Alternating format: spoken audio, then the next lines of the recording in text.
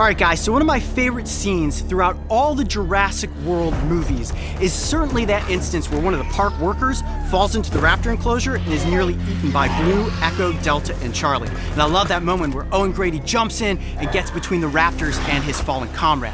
Now, what I want to do today with the crew in tow is to recreate that scenario by entering an enclosure with what I consider to be a modern-day dinosaur. All right, guys, come on up. Oh, I hear him. Hold. Gatekeeper! Lower the gate! Whoa!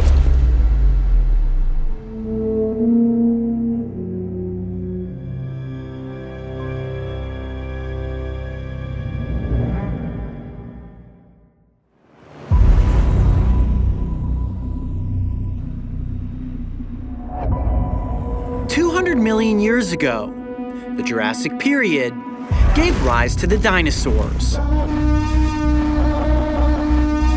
During this time, the first birds also began to appear, where they lived and thrived amongst their giant prehistoric counterparts. Fast forward hundreds of millions of years to the present, and you can see how some of the primitive bird species that exist today, like the ostrich, bear a striking resemblance to a number of different dinosaur species. It's a Gallimimus. Actually, it's an ostrich, which is technically a modern-day avian dinosaur. But it's amazing how much the ostrich looks like the famous dinosaur known as the Gallimimus that we saw in the first Jurassic Park movie. You guys remember that scene when Dr. Grant, Tim, and Lex were walking across the grasslands, and all of a sudden they came flocking toward them? That is pretty cool. And while it's impossible to forget the moment where Tyrannosaurus Rex crashes from the underbrush to capture and consume a Gallimimus, the most famous bird-like dinosaur in the Jurassic franchise certainly has to be the Velociraptor. Whether you love their problem-solving intelligence in Jurassic Park, or the heroic moments displayed by Blue in Jurassic World, this cunning predator has become an iconic fan favorite.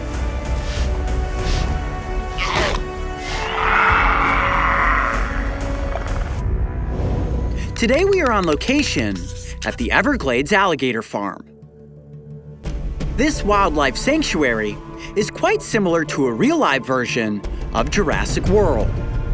And every year, thousands of visitors attend the park to see their vast array of wildlife, which even includes a pair of modern-day velociraptors. All right, guys, so one of my favorite scenes throughout all the Jurassic World movies is certainly that instance where one of the park workers falls into the raptor enclosure and is nearly eaten by Blue, Echo, Delta, and Charlie. And I love that moment where Owen Grady jumps in and gets between the raptors and his fallen comrade. Now, what I want to do today with the crew in tow is to recreate that scenario by entering an enclosure with what I consider to be a modern-day dinosaur, the one and only emu. So if you guys are ready, I know I'm ready, a little bit nervous, and certainly excited to test out my raptor training skills. You guys ready? Let's do it. Okay, here we go. 1, 2, 3. All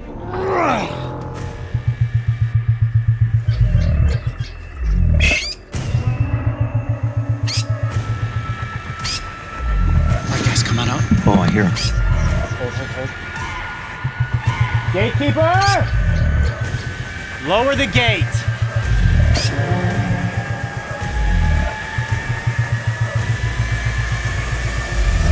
It's time for breakfast. Watch your backs, guys, watch your backs. Careful. I'm gonna keep the bird corralled this way. Come on, you know me. Oh, here comes the other one. There we go. As the birds acclimated to the crew and I being in their enclosure, it was time to see if I could feed these prehistoric-looking creatures, allowing them to build trust in me. Before I entered the enclosure, I wisely armed myself with a healthy supply of emu feed. It was crucial that I kept the birds' attention in order to get the cameras up close for a safe presentation. Okay, let me see if I can sort of corral them over in this direction. More feed. Hello, good morning. How are you? Look at that face. Here. There we go. Good. When it comes to feeding, the emu doesn't have teeth, so a peck from the beak is completely harmless. If these birds were replaced by velociraptors, it would be a far different level of danger. Velociraptors are armed with jaws of razor-sharp teeth and an estimated bite force of around 2,000 pounds per square inch. That is equivalent to a large American alligator.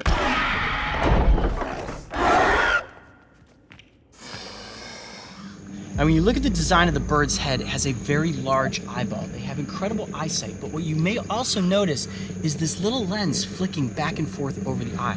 That's called a nictitating membrane. So similar to crocodiles and alligators, that helps them protect the eye. Now, in Jurassic World Fallen Kingdom, we saw that design on the Indoraptor, which was very unique and certainly would help that animal protect its eyeball against anything getting into it. Even fighting with another dinosaur, would not want to lose an eye. Next to the ostrich, the emu is considered the second tallest bird in the world. And with its neck fully extended, they can reach heights of nearly 6 feet. When compared to a velociraptor, it is the exact same height. So looking down the length of this bird's beak is like looking back in time and down the snout of a velociraptor. And as you travel down the height of this animal from its beak tip to its toes, you certainly recognize how the feet are very dinosaur-like in design. Okay, I'm gonna do this, something a little risky. I'm gonna stay right in front of the feet. And Mario, go ahead and zoom in on those legs. Notice the tridactyl structure of these feet, perfectly designed for running. And you may notice how they also look like the feet of a dinosaur. I'll tell you what, there's nothing more prehistoric than the foot of this bird. And look at those claws. Wow, not quite as big as a velociraptor, but certainly intimidating. I'll tell you what, the last thing you want to see is one of these birds running at you full speed, leaping into the air, and swinging at you with a full-blown kick. A kick from an emu would be painful, but a kick from a raptor would be deadly.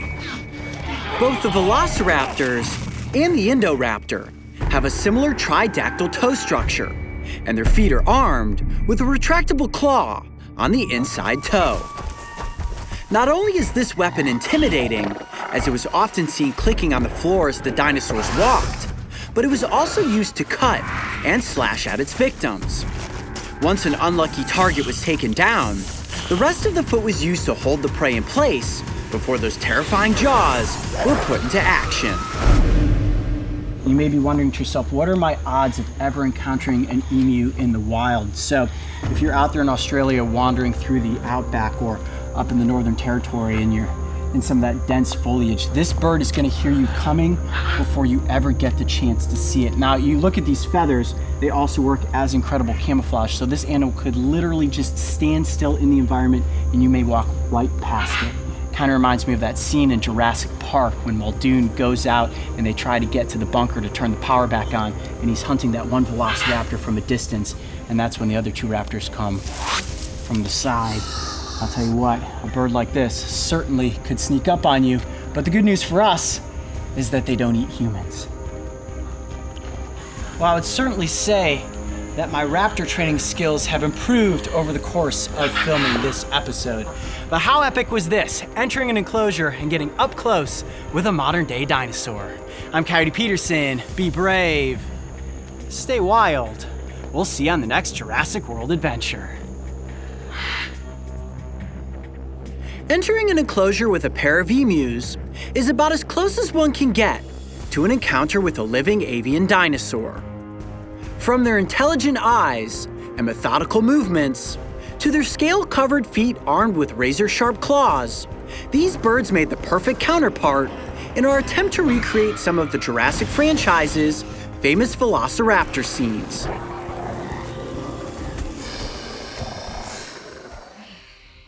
I'd say that my raptor training skills improved while working with these beautiful birds.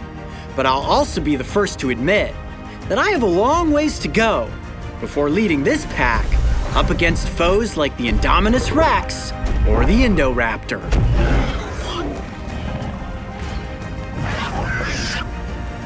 If you love the Jurassic franchise as much as we do,